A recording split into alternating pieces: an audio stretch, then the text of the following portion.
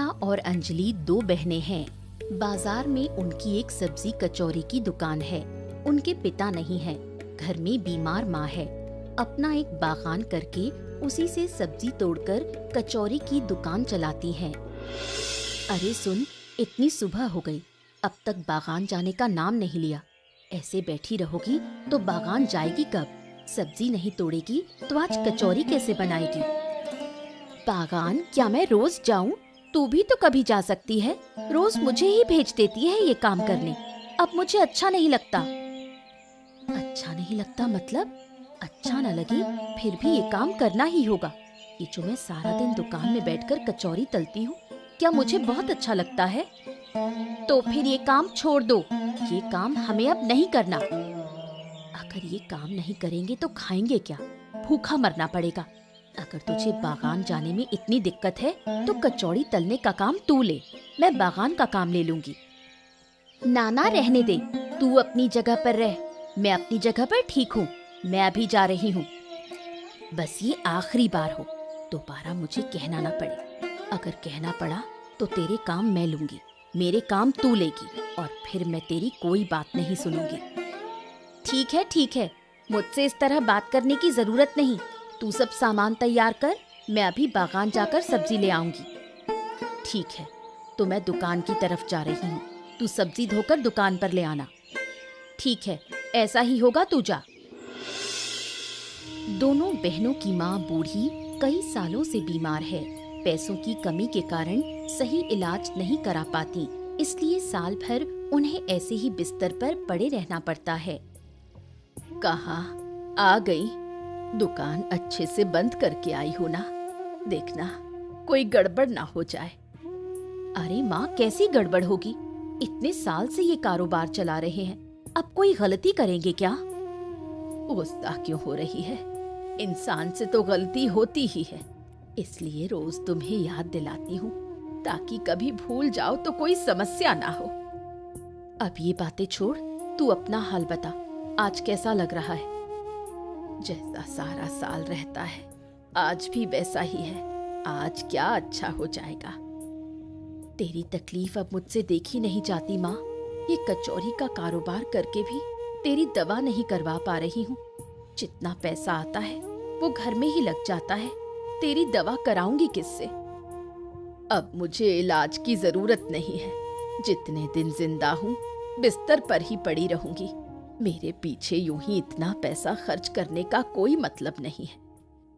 तो क्या तुझे ऐसे ही तकलीफ में देखेंगे हम? अरे कैसी तकलीफ, बस दिन भर आराम करती हूँ, खाती हूँ, यही तो है। इसमें मुझे क्या तकलीफ होगी? ये बातें तो तू हमें ढांढस बंधाने के लिए कहती है। हमें क्या समझ नहीं आता? क्या हम अब भी छोटे हैं? अरे नहीं, मेरी दोनों बेटियां अब बड़ी हो गई हैं। अब घर का सारा जिम्मा अपने हाथ में ले लिया है।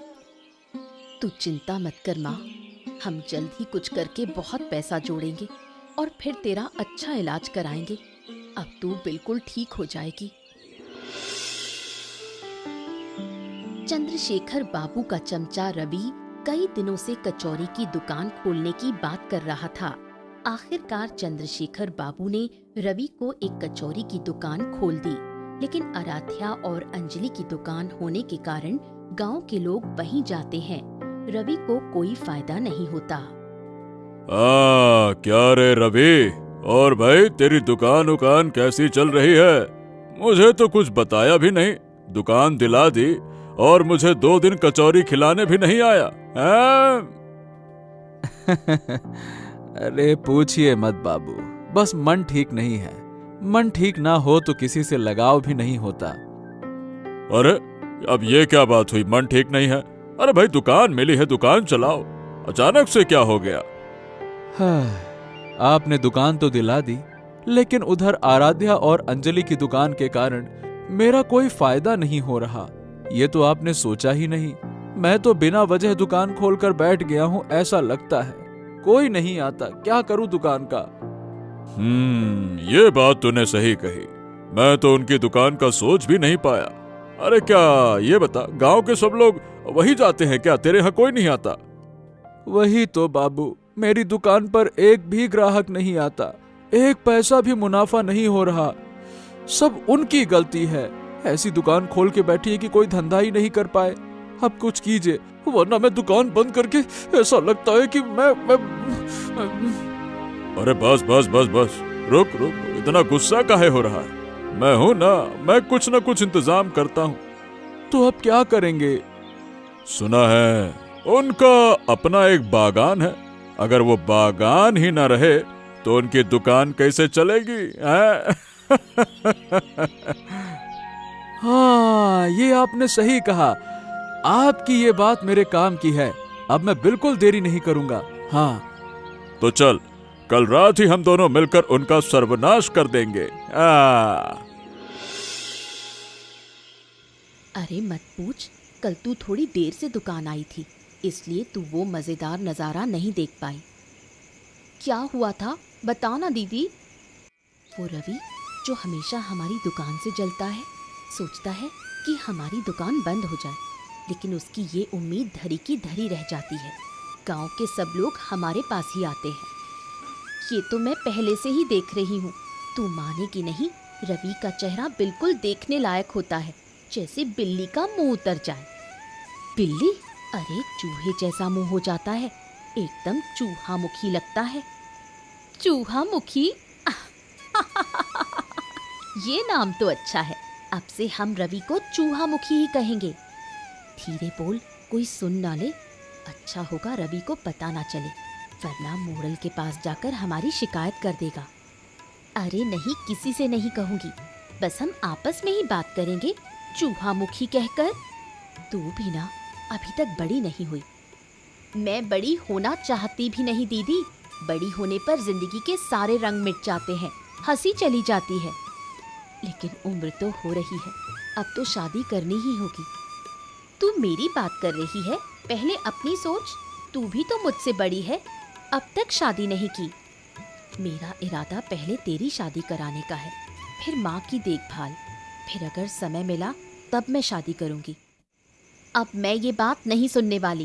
पहले माँ का इलाज कराएंगे, फिर तेरी शादी होगी, देख लेना।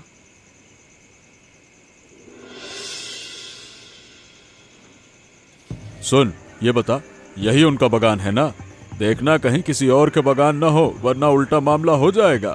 एकदम उनका ही बागान होना चाहिए, तभी इसे नष्ट करना, समझा? अरे सिर्फ नष्ट नहीं करेंगे, उनकी सारी सब्जी मैं उठा ले जाऊंगा। फिर उनकी आंखों के सामने उसी सब्जी से कचौरी बनाकर गांव वालों को खिलाऊंगा, और वो देखते रह जाएंगी, कुछ नहीं बेच पाएंगी। हाँ, ठीक है ठीक है, तुझे जो अच्छा लगे वो कर, मैं तेरे साथ हूँ। अगर कोई मामला उठा भी तो मैं तेरे पक्ष में रहूंगा। बस किसी को कुछ पता नहीं चलेगा। हाँ, आप चिंता मत कीजिए बाबू, यहाँ आने का किसी को पता नहीं चलेगा। हम चुपके से सब्जी ले जाएंगे और बागान नष्ट कर देंगे।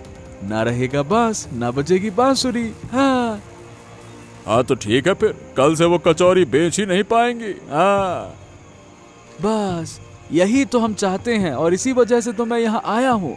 फिर गांव वाले मेरी ही दुकान पर आएंगे, और जितना घाटा हुआ है सब ब्याज समेत निकाल लूंगा। हाँ। अरे हाँ हाँ मत कर, चल जल्दी से कर, देर ना हो जाए। रात हो रही है, बागान से सारी सब्जी तोड़ ले, जल्दी जल्दी जल्दी कर।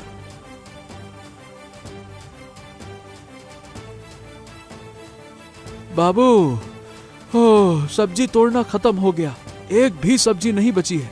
अब बाकी पौधों को नष्ट कर देते हैं ताकि आगे वो यहाँ से कुछ ना ले पाए।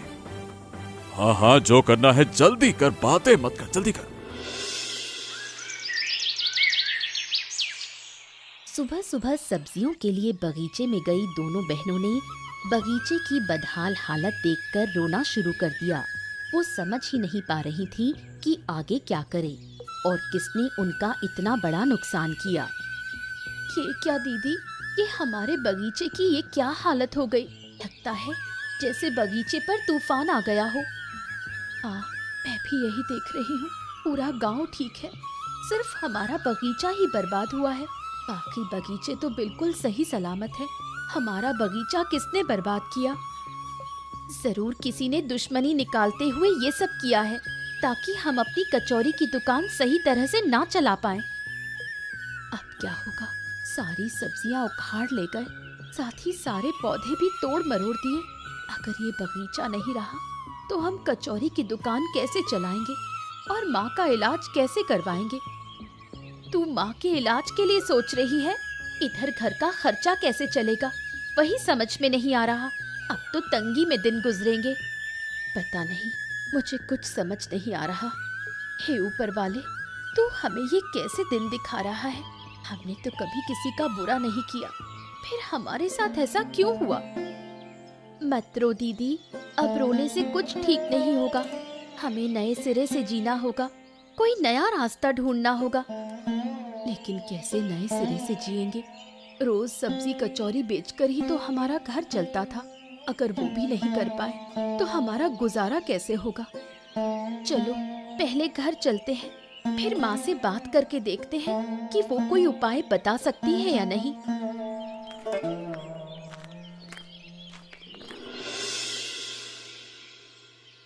क्या हुआ बेटियों, तुम आज दुकान पर नहीं गई? तुम दोनों ऐसे क्यों रो रही हो? कोई अनहोनी हुई है क्या? मत पूछो माँ, हमारा तो सब कुछ लुट गया। अब हम क्या करेंगे, कहाँ जाएंगे, कुछ समझ में नहीं आ रहा। तुम ही कोई रास्ता बताओ माँ। अरे पहले बताओ तो सही, हुआ क्या है, तभी तो मैं कुछ समझ पाऊँ और उपाय बता पाऊँ। माँ, हमारा सब्जी का बगीचा बर्बाद हो गया। कल रात कोई आया और सारी सब्जियाँ उखाड़ ले गया, साथ ही पूरे बगीचे को तहस नहस कर गया। क्या कह रही है? ये किसने किया? ऊपर वाले, ये हमारे साथ क्या हो गया? बगीचे में कुछ भी नहीं बचा। नहीं माँ, कुछ भी नहीं बचा। हर एक पौधा टूटा पड़ा है। अब हम क्या करेंगे? हमारी सब्जी कचौरी की दुकान तो अब शायद कभी नहीं चलेगी। रहने दे बेटा, मत रो, मैं हूँ ना। हम सब मिलकर कोई दूसरा काम करेंगे और घर चलाएंगे। हमारा तो सपना था कि इस दुकान से पैसे जमा करके तुम्हारा इलाज करवाएंगे, पर एक भी सपना पूरा ना हो सका माँ। अब तुम्हारा इलाज कैसे करवाएंगे? मेरे इलाज की चिंता मत कर, मैं अभी ठीक हूँ। तुम दोनों कुछ और करने की कोशिश करो। अगर मैं कर पाती तो खुद करती, पर घर तो चलाना ही है। हाँ, अब हमें कुछ और सोचना होगा। तुम चिंता मत करो, वरना तुम्हारी तबीयत और बिगड़ जाएगी। हम खुद ही कोई काम ढूंढेंगे और फिर से बगीचा बनाकर कचौरी की दुकान खोलेंगे।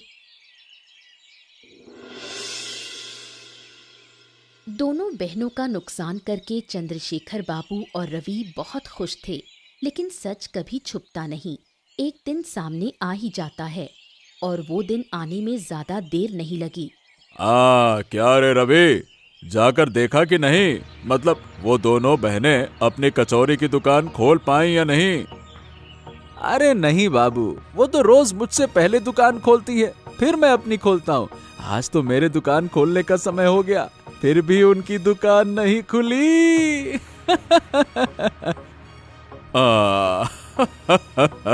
इसका मतलब हमने कल बिल्कुल सही काम किया है ना? और नहीं तो क्या बाबू, अब कुछ दिन मैं आराम से अपना धंधा करूंगा।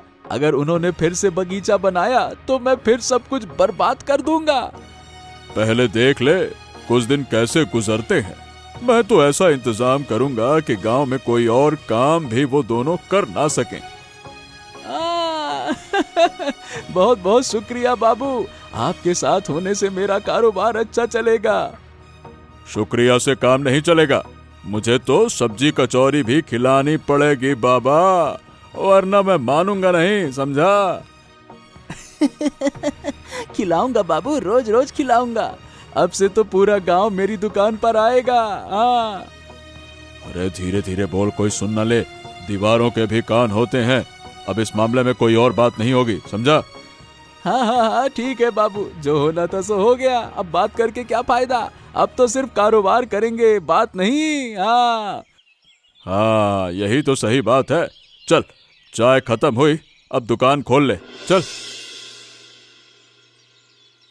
हाँ, क्या हाल है रवि? उधर की क्या स्थिति है? दुकान तो बंद हो ही गई, अरे भाई, कोई तरीका नहीं है कि दुकान खुली रह सके? नहीं बाबू, अब कोई तरीका नहीं बचा। सारे गांव वाले हमारे खिलाफ हो गए। बाजार में हमें दुकान नहीं खोलने दे रहे, यहाँ तक कि हमें भी एक तरह से गांव से बाहर कर दिया। हो, मैं समझ नहीं पा रहा कि हमारे बीच की बातें गांव वालों को पता कैसे चल गईं। ये तो सिर्फ तेरे और मेरे के बीच की बात थी। मुझे लगता है बाबू, हमने चाय की दुकान पर जो बातें की थी ना, वो कैलाश ने सुन ली और पूरे गांव में ससुरे ने फैला दी। इसी वजह से गांव वाले हमसे नाराज हैं। अरे ये ससुरे कैलाश को मैं क्या कहूं अब? अगर कैलाश ने ऐसा किया है तो मेरा बुरा वक्त खत्म होने के बाद मैं उसको छोड़ूंगा नहीं। अब बाबू, अभी इन बातों को छोड़िए।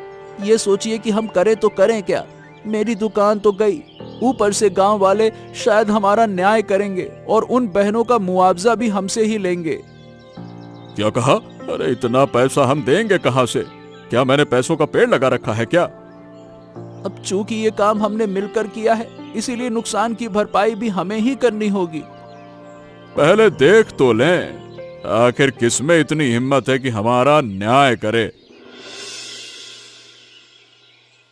सुना दीदी, चंद्रशेखर बाबू की हालत अब बहुत खराब है। इस मुश्किल समय में वो क्या करेंगे कौन जाने। हाँ सुना है, मैं तो खुश हूँ। उन्होंने हमारा नुकसान किया, जबकि हमने उनका क्या बिगाड़ा था। किया था, अब भुगत रहे हैं। पूरे गांव ने उनका बहिष्कार कर दिया है, दुकान बंद हो गई है। अच्छा हुआ। अगर मौका मिला तो उस चूहा मुंह रवि की पिटाई जरूर करूंगी। उसी के कारण चंद्रशेखर बाबू हमारे खिलाफ हो गए और बगीचा बर्बाद किया।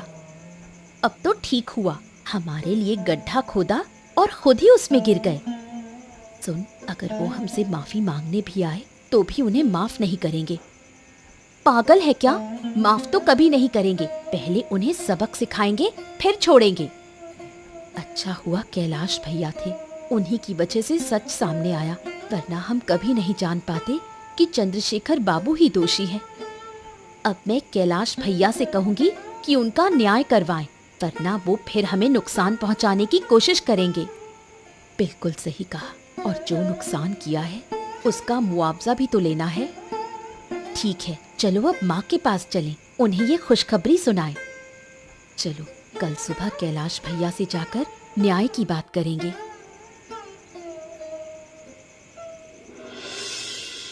इधर खाने और इलाज की कमी से बूढ़ी दिन ब दिन बीमार होती जा रही थी।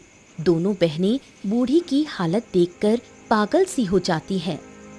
अरे माँ, तुम्हें क्या हो गया? शरीर कैसा लग रहा है? अब ज्यादा बुरा लग रहा है। कुछ खाओगी? खाना दूं या किसी हकीम को बुलाऊं? अरे नहीं, हकीम को बुलाने की जरूरत नहीं। हकीम को बुलाने के लिए पैसे कहाँ से लाओगी? खाना ही नसीब नहीं होता। और हकीम? पैसों की चिंता मत करो, पैसों का इंतजाम हम कर लेंगे। तुम बस बताओ कैसी तबीयत है तो हम हकीम को बुला लें। अभी कहाँ से लाओगी पैसे? हकीम को तो नगद पैसे देने होंगे। तो फिर कल हकीम को बुला लेते हैं। आज रात तुम ठीक से रह सकोगी ना? कल किसी से पैसे लेकर हकीम को ले आएंगे। हाँ, वही कर लो। अभी मेरी चिंता मत करो। थोड़ी तबीयत खराब थी, पर ज्यादा नहीं। मैं ठीक हूँ। चिंता ना करें, ये कैसी बात कर रही हो माँ? तुम्हारे बिना हमारी इस दुनिया में और कौन है? तुम्हें बचाने के लिए ही तो हम इतनी मेहनत कर रहे हैं। पगली, सारा दिन मेरी ही चिंता करती रहती है। अब इतना मत सोच। सुनो माँ, आज रात तुम आराम करो। सुबह होते ही हम कैलाश दादा के पास जाएंगे। अगर कैलाश दादा चंद्रशेखर बाबू का फैसला करवाएंगे तो हमें मुआवजा मिलेगा। उसी पैसे से तुम्हारा इलाज करवाएंगे। मुआवजे से इलाज मत करवाना, उसी से नया बागान लगाने की कोशिश करना। उसी बाग की सब्जी से फिर सब्जी कचौरी बनेगी। वो बाद में देखेंगे। अभी तुम चुपचाप सो जाओ और बातें मत करो। अरे ये क्या? तुम दोनों इतनी सुबह सुबह मेरी दुकान के सामने यहाँ क्या कर रही हो? चाय पियोगी क्या? नहीं दादा, हम चाय पीने नहीं आए, हम मदद मांगने आए हैं। प्लीज हमें मना मत करना, वरना हमारे पास कोई और रास्ता नहीं रहेगा। अरे नहीं नहीं नहीं, मना क्यों करूँगा? अगर मेरे बस में हुआ तो जरूर मदद करूंगा। बताओ बताओ क्या मदद चाहिए। तुम तो जानते हो मेरी माँ कितनी बीमार है। इन दिनों खाने की कमी और इलाज न होने से माँ और बीमार हो गई है। लेकिन हमारे पास पैसे नहीं है। पहले तो सब्जी कचौरी बेचकर पैसा कमा लेते थे। ये तो मुझे पता है। तो क्या तुम पैसों के लिए आई हो? अगर पैसे चाहिए तो मैं दे देता हूँ। नहीं दादा, पैसे तो चाहिए पर हम कर्ज नहीं लेना चाहते। अगर तुम सब मिलकर चंद्रशेखर बाबू का फैसला करवाओ तो हमें मुआवजा मिल सकता है। उसी से हम नया बागान और माँ का इलाज करा सकते हैं। हाँ हाँ बिल्कुल, मैं भी इसी बारे में सोच रहा था, लेकिन तुम्हारी इजाजत के बिना कुछ नहीं कर सकता। आखिर मामला तुम्हारा है। हमारी पूरी इजाजत है। तुम बस फैसला करवाना शुरू कर दो। जितना जल्दी हो सके उतना अच्छा। माँ की हालत अच्छी नहीं है। ठीक है, तो तुम लोग घर जाओ, मैं गांव वालों को खबर देता हूँ और शाम को फैसला रखता हूँ। ठीक है, तुम बताओ चंद्रशेखर बाबू को क्या सजा दी जाए? हमें कुछ नहीं कहना, जो तुम्हें सही लगे वही करो। बस हमें मुआवजा दे देना। हम अनाथ लोग हैं, उनसे लड़ाई करके क्या मिलेगा। लेकिन ऐसी सजा देना कि वो दोबारा किसी का नुकसान न कर सके। ठीक है, ऐसा ही होगा। ठीक है। तो बताइए चंद्रशेखर बाबू, क्या है? बताइए बताइए, आपने ये घृणित काम क्यों किया? आपको इस गांव के लोग सम्मान करते हैं, इसका मतलब ये नहीं कि आप गांव में जो चाहें वो कर सकते हैं। देखो कैलाश, तुम बेवजह हम पर इल्जाम लगा रहे हो। तुम्हारे पास कोई सबूत नहीं है जिससे साबित हो सके कि हमने ये काम किया है। मैं ये काम क्यों करूंगा? क्या मेरे पास पैसों की कमी है क्या? बोलो। आपको पैसों की कमी नहीं है, लेकिन समझबूझ की कमी जरूर है। और सबूत की बात कर रहे हो? सबूत तो यही है कि तुम दोनों ने मेरे सामने बैठकर खुद अपने किए का कबूलनामा किया था। तुम्हारा हौसला भी कम नहीं है। तुमने गांव के मोड़ल का न्याय बैठा दिया। जो पूरे गांव का न्याय करता है उसका न्याय तू करेगा। अरे बड़े आए, मोड़ल है आप, इसका मतलब ये नहीं कि जो मन आएगा वो करेंगे। अरे तो क्या पूरे गांव को बर्बाद कर देंगे क्या? हम गांव वाले चाहें तो आपको गांव से निकाल भी सकते हैं।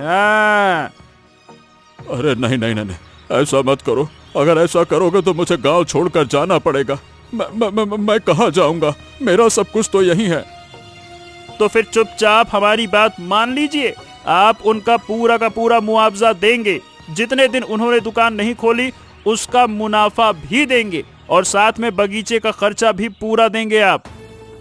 अरे इतना पैसा मैं कहाँ से लाऊं? क्या मैंने पैसों का पेड़ लगाया है क्या? दूसरे के पेड़ काटने चले हो तो अपना पेड़ थोड़ा हिलाना ही पड़ेगा बाबू। हर शाम को आपके पास पैसे लेने आएंगे, बिना कोई बहाना किए पैसा दे देना सीधे से। अगर उल्टा सीधा किया ना तो अंजाम जानते हैं फिर क्या होगा।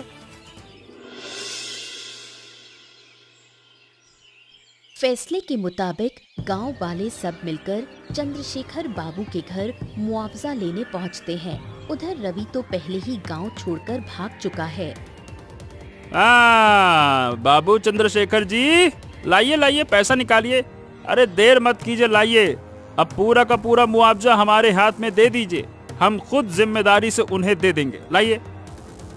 देखो, मैंने न्याय के समय तुमसे एक बार भी नहीं कहा था कि मैं पैसे दूंगा। मैं पैसे नहीं दूंगा। जो करना है कर लो, जाओ। तो ये बात है, मतलब आपने न्याय नहीं माना, आप पैसे नहीं देंगे। रुकिए, अब मैं दिखाता हूँ मजा। गाँव वालों, टूट पड़ो। अरे मुझे छोड़ दो। अरे मुझे छोड़ दो। अरे मैं कह रहा हूँ मुझे छोड़ दो। मुझे मत मारो, मैं बूढ़ा आदमी हूँ। अरे मुझे छोड़ दो। अरे बूढ़े हो गए हो फिर भी समझ में नहीं आता? इतना घृणित काम किया फिर भी हम सजा नहीं देकर सिर्फ मुआवजा ले रहे थे, और वो भी आपको अच्छा नहीं लग रहा? बात करते हैं। अब जब पिटाई हुई तो तकलीफ हो रही है ना? अरे मुझे माफ कर दो। मैं इतना पैसा नहीं दे सकता भाई, मैं नहीं दे सकता। आपको तो देना ही होगा, चाहे इसके लिए आपकी सारी संपत्ति क्यों न बेचनी पड़े। हम आपको माफ नहीं करेंगे। ठीक है, तो बस मुझे और मत मारो। मैं अभी अभी पैसा लाता हूँ। अब आए ना लाइन पे, याद रहेगा ना आज की पिटाई। अगर शर्म है तो दोबारा कभी गांव के किसी का नुकसान मत करना, सोचना भी मत, वरना अगली बार इससे भी कड़ी सजा मिलेगी। तोड़ देंगे तुम्हारा हाथ पैर, बैठे रहना विकलांग की तरह। अब कभी किसी का नुकसान नहीं करूँगा, किसी के कहने में आकर भी नहीं। मुझे सबक मिल गया है। हाँ, मिल गया, मैं लाता हूँ पैसे। अच्छा है अगर सबक मिल गया है तो, वरना हम गांव वाले बार बार सबक सिखाने के लिए आते रहते। गांव वालों, चाहे मोड़ल हो चाहे गांव का कोई भी हो, गांव में अन्याय नहीं होगा, मतलब नहीं होगा। चलो।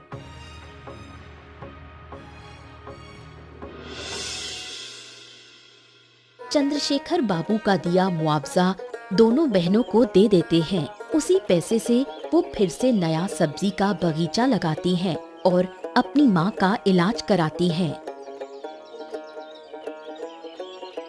अच्छा हुआ, अगर ये घटना नहीं होती तो हमें एक साथ इतना पैसा कभी नहीं मिलता और हम माँ का इलाज भी नहीं करा पाते।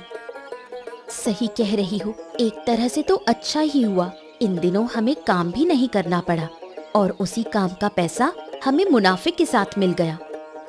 तुझे बस बहाने चाहिए काम से बचने के लिए। अब फिर से नया बगीचा लगाना पड़ेगा और वही मेहनत करनी पड़ेगी। क्या करें, हमारी जिंदगी ऐसे ही चल रही है और चलती रहेगी।